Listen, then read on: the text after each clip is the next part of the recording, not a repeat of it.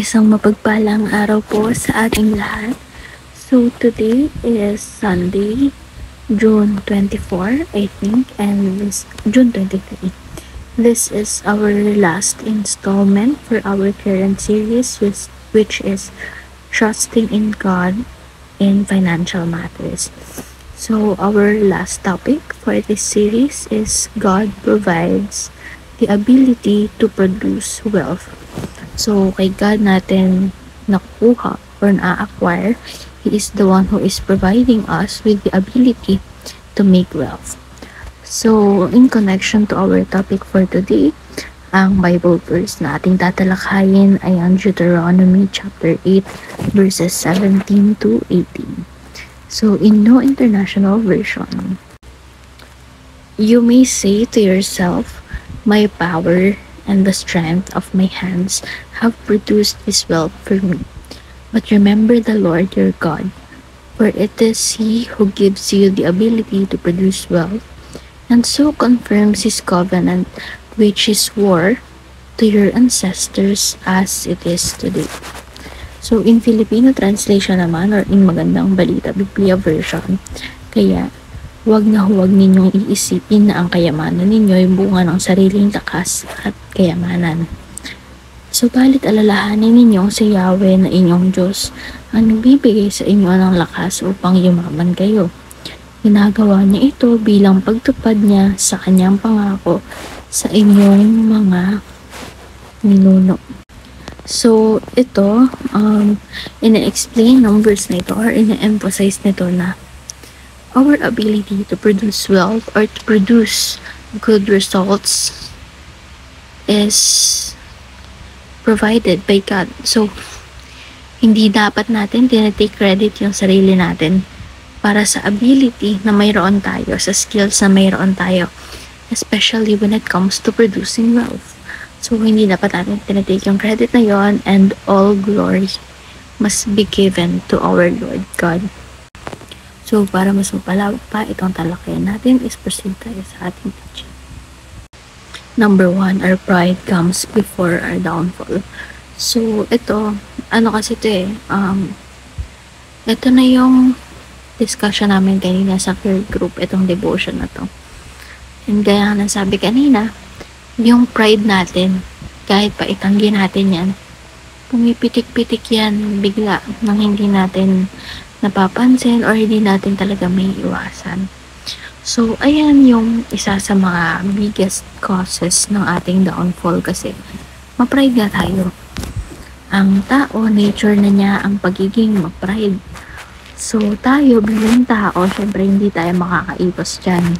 Gaya nga na sabi ng Lawrence, pipitik at pipitik yan. So, ayun yung isa sa mga nagkokos bakit tayo bumabagsak or bakit kinukuha ni Lord yung mga bagay na wala sa atin. Kasi nga, yung mayabang tayo, nagkakaroon tayo ng attitude, di ba? Habang nagkakaroon tayo is nagbabago yung ugali natin or yung pakikitungo natin sa iba. So, gaya nga ulit ng sabi ni Ma'am Lawrence, mas nakikilala mo talaga ang isang tao kapag nagkakaroon siya or kapag binibigay na sa kanya lahat ng blessings kasi makikita mo kung ano ba talaga ang tunay niyang attitude kahit despite having everything, ano ba talaga ang totoong kulay, attitude, pag-uugali ng isang tao. So, may mga tao kasi na kapag nagkakapera, may lumalaki yung ulo, yung mayabang, and that is because of our pride niya. And syempre, kapag nakikita ni Lord na hindi maganda yung nilalaman ng ating puso, babawiin niya sa atin lahat na ipinagkaloob niya sa atin. And ayun, aantayin niyang mabago yung laman ng puso natin bago niya ibalik yun sa'yo. And ibabalik niya yun sa'yo siksik, liglig, umaapaw. Di ba nga? So, hindi na natin kailangan pang antayin na bawiin ni Lord sa atin lahat to do a self-reflection and para iwasan ng mga sarili natin, pigilan ng mga sarili natin na manaig yung pride sa atin over our wise decisions, diba? So, we have to be careful sa pakikitungo natin sa iba, and kaya nga ng sabi rin ni Ma'am Lawrence kanina, we should be asking God or seeking Him for knowledge and wisdom muna before asking for anything else. Kasi without knowledge and wisdom, di ba, everything that we have will be put into waste. Kung wala tayong knowledge and wisdom, masasayang lang yan and hindi natin mamamanage kahit ano pa yan, bahay, kotse, pera, anything, di ba? So, number 2, our talents and skills are gifts from the Lord. So, as I have said earlier, lahat ng ability to create wealth, to produce wealth, and lahat ng activities and gifts natin kay Lord, lahat yun ang galing sa Kanya. So, kapag pinupuri tayo, like for example, ang galing naman sumayaw, dapat ang isasagot natin or ang correct response is, glory to God. Thank you, Lord. Yung parang ganun. Yung alam natin siya yung binibigyan natin ng papurihan, hindi yung sarili natin. Kasi, kanino ba galing yung talents na yun? Kay Lord, diba?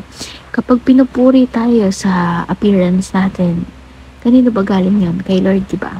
So, He created everything for us. Kahit ano pa yan, tangible or intangible, yung appearance mo, abilities mo, attitude mo, lahat yan galing kay Lord. So, every time na kino-compliment tayo, kahit kine-criticize or napagsasabihan, all glory to God and thank you, Lord, ang dapat nating i-response. Number 3, our power to create wealth comes from the Lord. So, ito lang yun. Ulit lang ulit. Bayan niya eh. Tayo, si Lord, ang nagbibigay sa atin ng power to create wealth, diba? To produce wealth. So, sa Kanya nang gagaling yung power and ability natin to produce wealth. So, ngayon naman is proceed tayo sa ating application. Number 1, remember not to take the glory that belongs to God. Number 2, recognize that all good things come from the Lord. And number 3, rely on God for the capacity to create wealth. So, ayun lang for this devotion. And after watching this devotion, I hope you all have learned something and isang mapagpalang araw po muli sa ating lahat.